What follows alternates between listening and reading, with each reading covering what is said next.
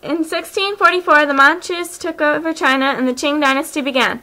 200 years later, a variety of pressures led up to the Taiping Rebellion. These include extreme population growth, tripling since the beginning of the dynasty, that caused migration to the western frontiers. Additionally, there was more corruption, hardship for peasants, and a weakened government resulting from the First Opium War. The same year the rebellion began, a new emperor took the throne.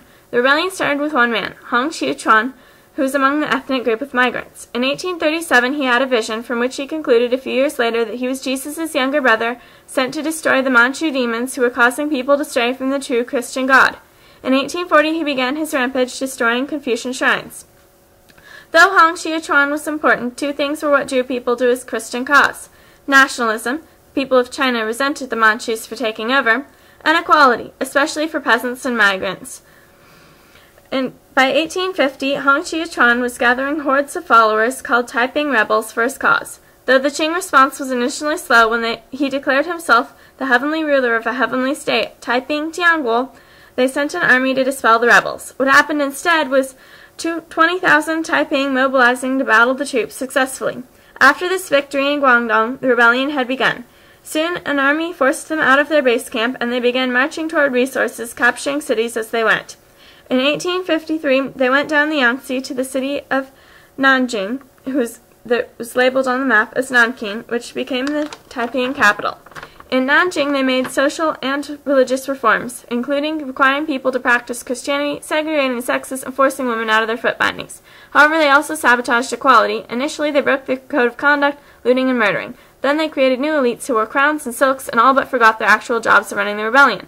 The military strategist and illiterate charcoal burner ignored the imperial capital of Shanghai and made no efforts toward diplomacy. In 1854–55, he sent two expeditions simultaneously north and west to Beijing and central China. Communication was non-existent and both expeditions failed. This is their territory in 1854, shown in red. In 1856, territory was lost when leadership was destroyed in a series of assassinations ordered by Hong Xiuquan.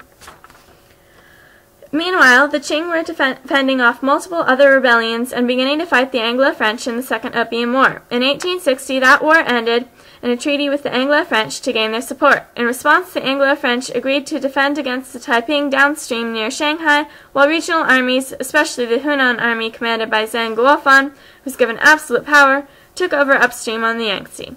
In 1860, the Anglo-French defeated the disorganized Taiping at Shanghai, and after years of cutting off the Taiping supply lines, in 1864, Zhang Guofan's army took Nanjing just after Hong Xiuquan's death. This ended the rebellion, though it would take a few more years to track down the last of the rebels who had fled to the hills. In the end, it all came down to leadership. Though the most dramatic result of the rebellion was the depopulation caused by the conflict, the city of Nanjing decreased 30 times in the 12 years. The most important consequence was weakening the Qing dynasty.